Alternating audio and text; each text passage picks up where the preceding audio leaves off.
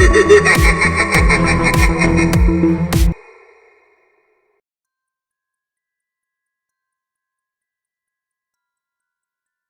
everyone, my name is Happy Black Legends and thank you so much for clicking on this video. Yes, so happy Vlogoween, y'all. Today, I don't know why I feel the need to do my makeup, but for a video like this, I felt like if I was just sitting there talking, it'd be super awkward.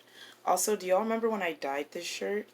It's not this white that it looks on camera. It's still a little bit of a yellow creme, but this shit is looking hella... I need to re-dye it or something. I don't know. But anyways, you guys, I wanted to talk to y'all today about two individuals that were featured on American Horror Story that are actually based on real people. The first being Mr. March, aka H.H. Holmes. He was portrayed by Evan Peters in season Hotel. What is Hotel season 5 or 6? Murder House, Asylum, Coven, Free Show. Yeah, Hotel was season 5. And then the second person I wanted to talk about was Madame Delphine LaLurie, and she was portrayed by Kathy Bates in season 3, aka Coven of American Horror Story. I have been watching American Horror Story, holy shit, since I was like 15 years old. That's fucking crazy. And I just turned 22, yeah. But American Horror Story, I love and thoroughly despise American Horror Story. I think it's a fun show. I think it's a really entertaining show, but sometimes it is so corny. Sometimes it is so bad, but I still watch it because it is still so much fun. So H.H. Holmes was actually technically America's first serial killer. He was born Herman Webster Mudgett, which Webster, like the dictionary? Is he related to the dictionary people? Dear God, I hope not. That's terrible. He was born in New Hampshire in 1861. He was born to a rich, affluent family, and early on his family noticed that he was quite intelligent. He showed an interest in like medicine and science, but quickly his interest turned dark as he began conducting experiments on animals. And this is one of the first signs of, you know, psychopathy, I think, antisocial personality disorder in children. Like, if you ever see a child abusing an animal or killing an animal, that is the #1 sign that they're probably going to grow up and kill and eventually turn to people, right? Which is so fascinating to me. This is just me going off on a tangent. I think it's so interesting that it's considered a bad sign to see children kill animals when we do that every day for like food. I just think that's really weird.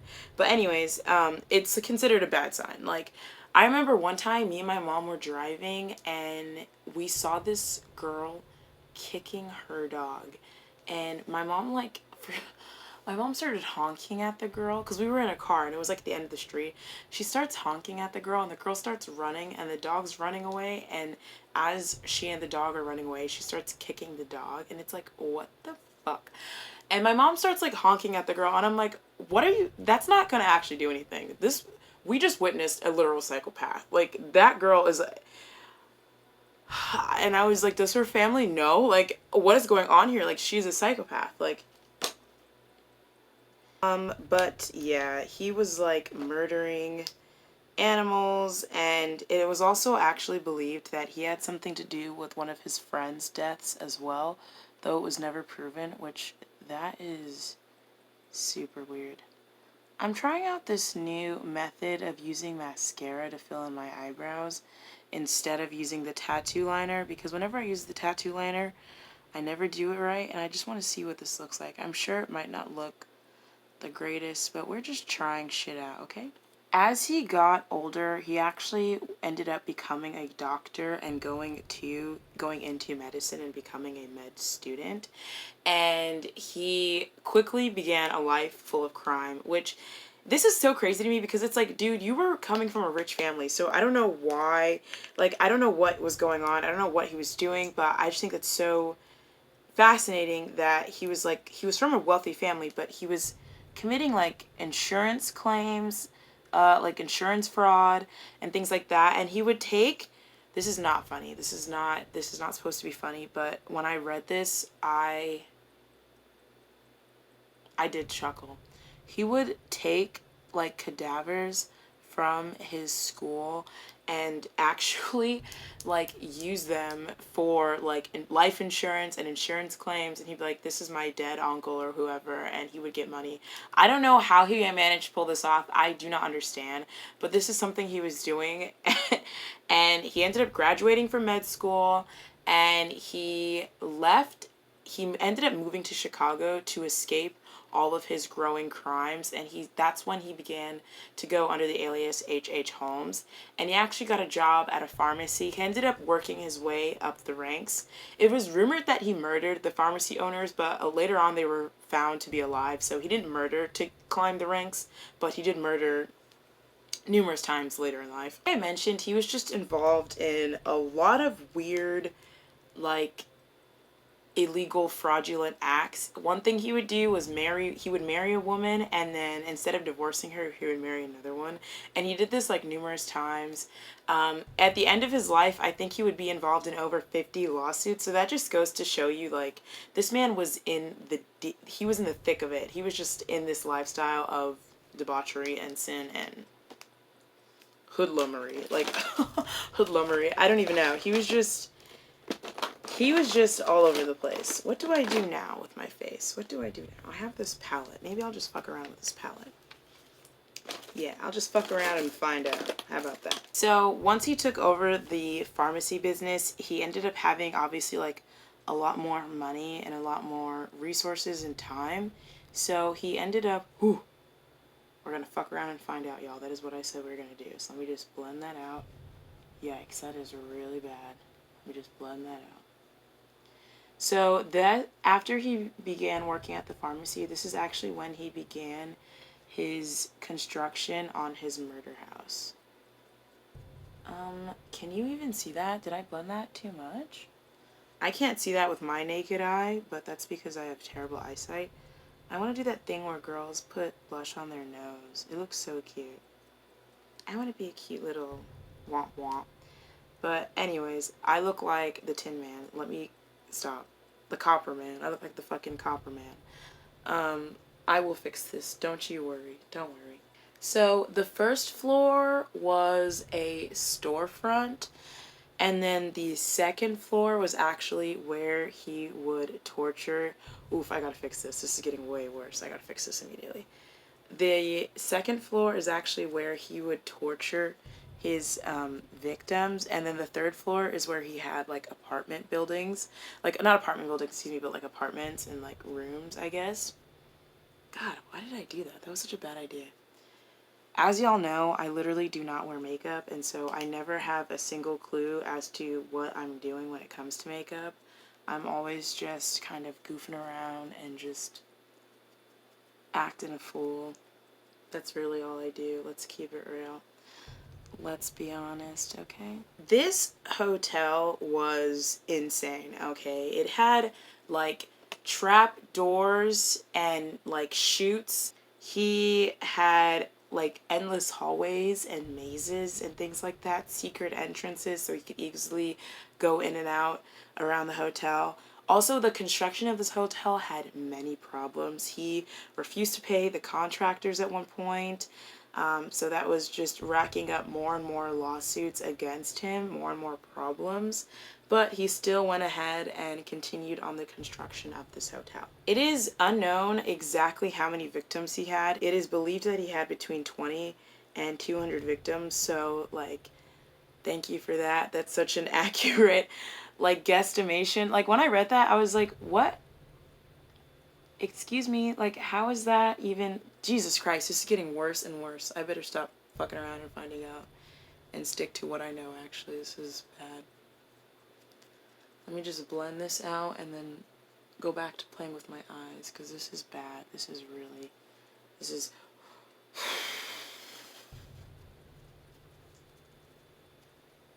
He would starve or burn his victims. One thing he liked to do was he would trap his victims in airless vents, which that is like crazy to me. That must be a slow and scary and sad death. Like, just imagine slowly dying of asphyxiation in a room with no oxygen and hoping that someone come gets you, and no one ever does. You're never found. You're never found. You're just left there to die. And that was one thing he would do. He would beat his victims to death. He had all sorts of things, and I'm not even going to get into it in this video because I also want to talk about Madame LaLurie in this video as well. So I didn't want to spend the entire video dedicated to him, but honestly, this man really could earn his, like he really needs his own, like, documentary. Like, the amount of things, his Wikipedia page is long. It is a long ass read because the amount of things and evil acts that this man committed in his lifetime, it is ridiculous. And this is just what we know. There is probably so many things this man did that we don't even know about, because later on in his confessions you would see, like, he flip-flops between his stories, and he would, like, taunt the police and lie to them about everything that he had done. So this man was truly a heinous criminal. And like I mentioned earlier, he had different methods of getting rid of the bodies. One thing he would do, which again, when I read this, I was just like, yo, what the fuck? Like, he would sell, this is so bad. This is bad. This is bad. You know what? I'm just going to add foundation on top of this and act like this never happened. Let me just fix this. Yep, we're just going to ignore every single mistake I've ever made in the history of ever.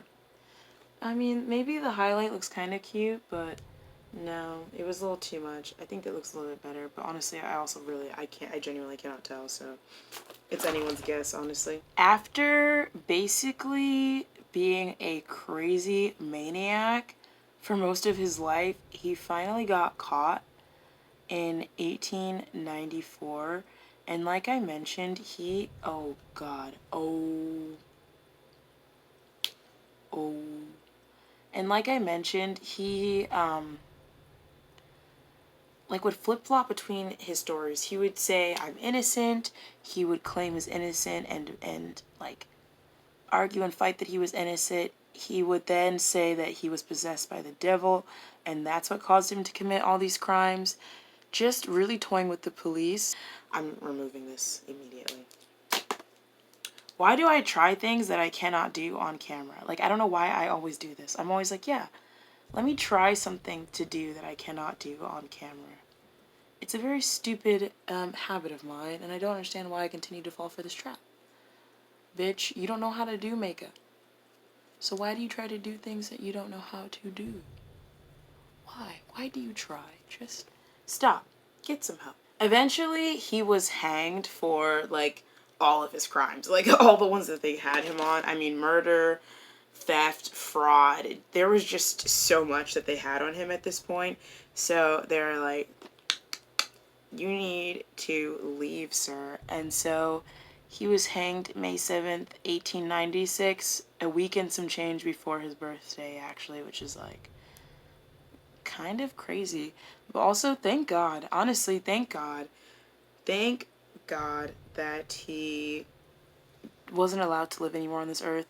I am definitely against the death penalty as a whole, but I also do believe that some people will never be, they are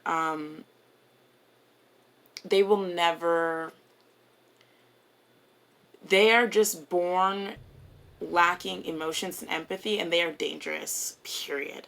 And there are many people who are born with antisocial personality disorder who get therapy and learn how to cope. H.H. Holmes did not need to be roaming the streets. That is the very, very abridged story of H.H. Holmes. Listen, I'm telling you, if you really are interested in this man, you really should consider checking out the Wikipedia because it is fucking insane. Y'all, can we just take a look at this motherfucker's hairline, okay? I think that is karma. This is a case study in karma, you hear me? It's crazy because I've known about this fool for numerous years and I've never seen I've never seen a picture of him actually without his hat. This is actually his mugshot. This is how they used to take mugshots back in the olden days. One of the reasons why I think he was able to get away with so many crimes was because like this was like lawless America. Like like it was just easier to get up and run and just go under a new alias, which he did numerous times. So yeah, this fool was a mess, but this hairline is also a mess. And I found this picture after I filmed, and I just am floored because I've never seen this picture before. His hair is fried and fucked up. Fried and fucked up.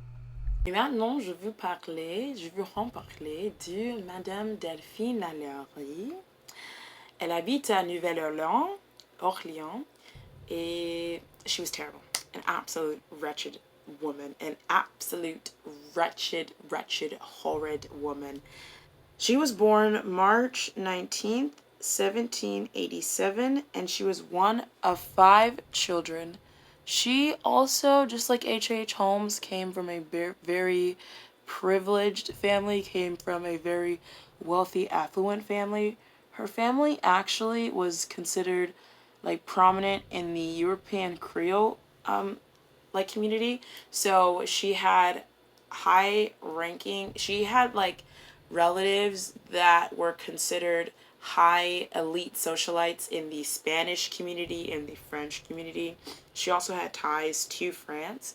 So she was considered, you know, big shit. And her family owned a lot of shit, and they were all very rich.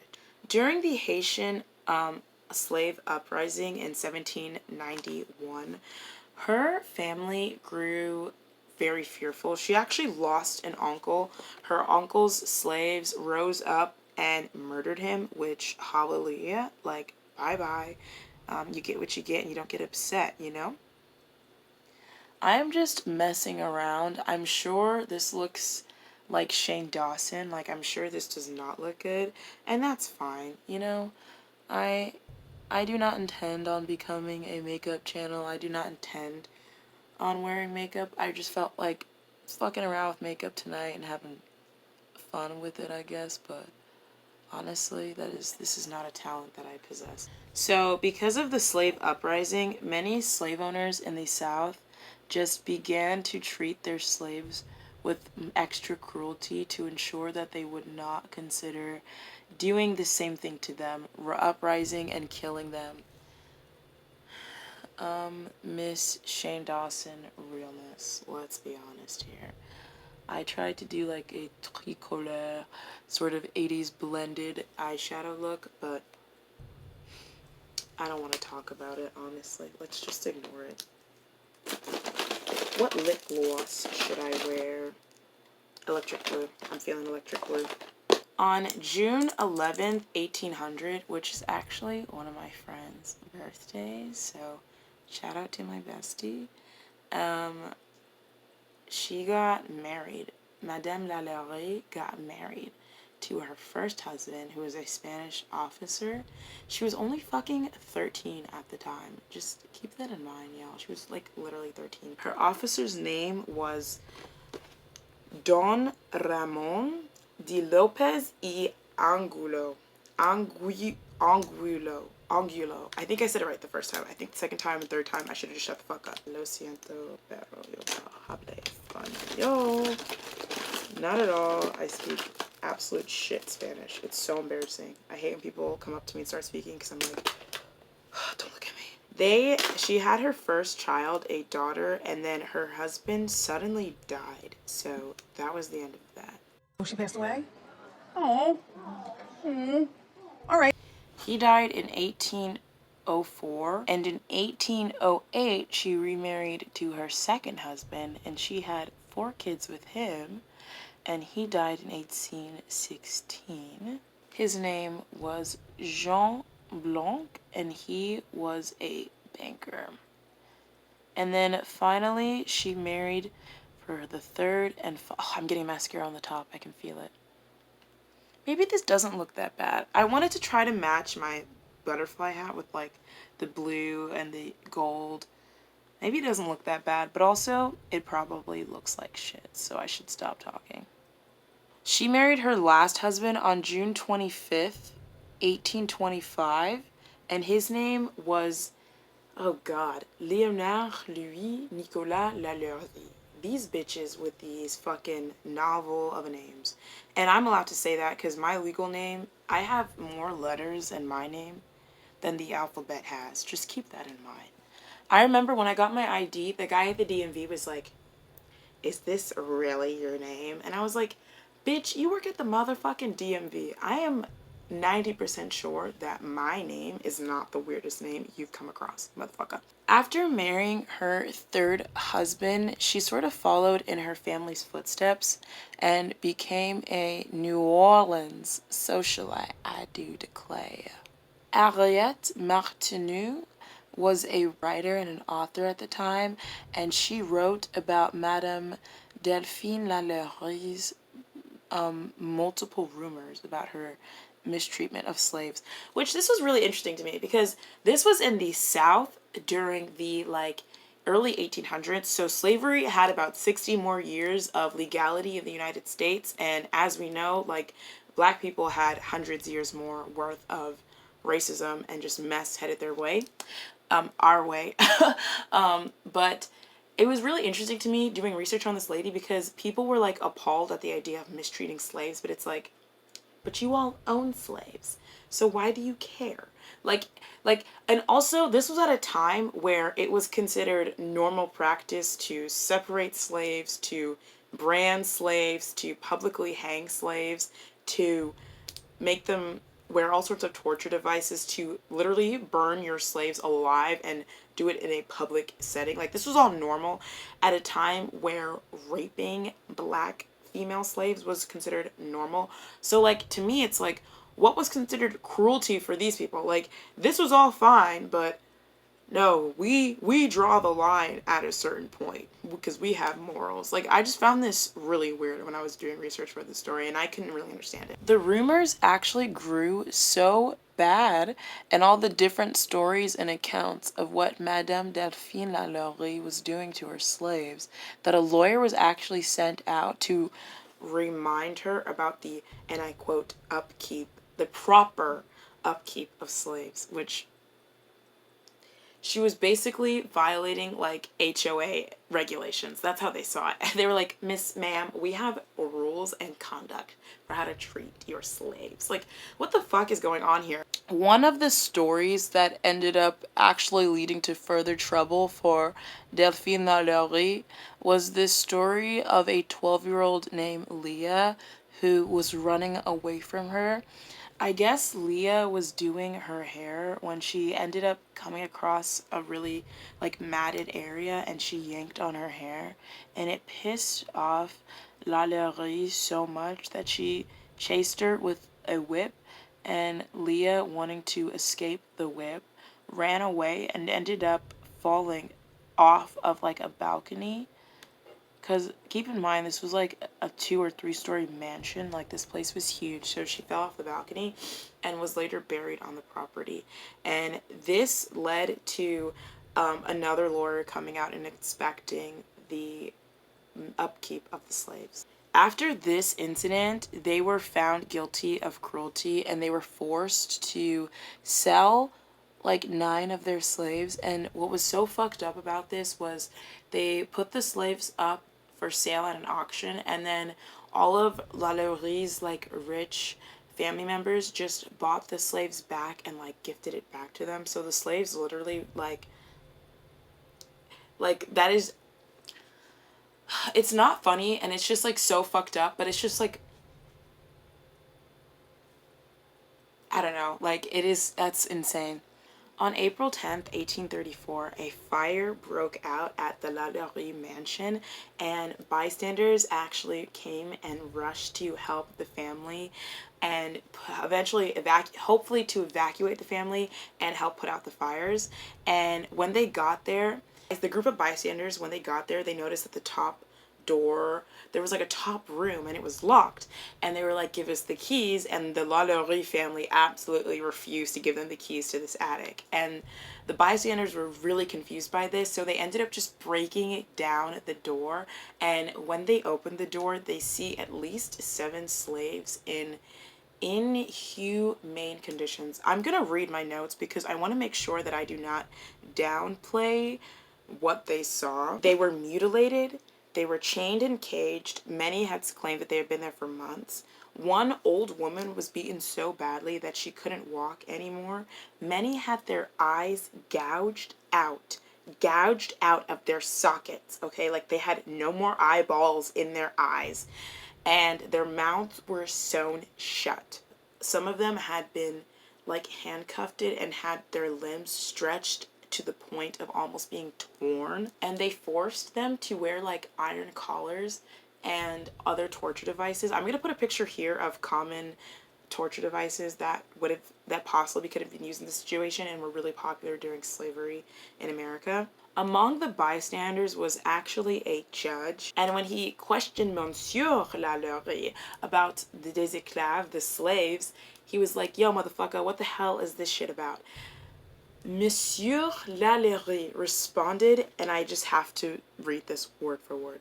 Some people had better stay at home rather than come to others' houses to dictate laws and meddle with other people's business, I do declare. Like, what the fuck? And then once the authorities arrived to the situation and they helped put the rest of the fire out, they ended up finding a 70-year-old woman tied to a stove. And she had claimed that she started the fire as a suicide attempt because since she was claimed to the stove, she knew she was about to be punished. And she knew that Madame LaLurie was more than likely going to take her to the top room where they found the rest of the slaves. And she said, once you were sent up there, you were never gonna come back down. Like, and not a single slave who was ever seen going up never was seen coming back down. And since she knew it was coming, she wanted self-autonomy in her life and decided to kill herself rather than endure torture. Which, I ain't mad at her. I am not. Any slave who killed themselves to escape their mistreatment, it is so sad, and I also understand, and in a way, I totally understand not wanting to give up your freedom and choosing death over a life of slavery. Like, it's an insane thing to wrap our head around because it's not a choice that most of us are going to have to make, like, ever. But the fact that so many people had to make this choice and made the choice, it's just... that it always gets me, you know? When the general public found out about the mistreatment of the slaves, they were like pissed the fuck off, and a mob actually began like a day or two later after the fire, and they ended up burning down the rest of the building as well as tearing it apart brick by brick.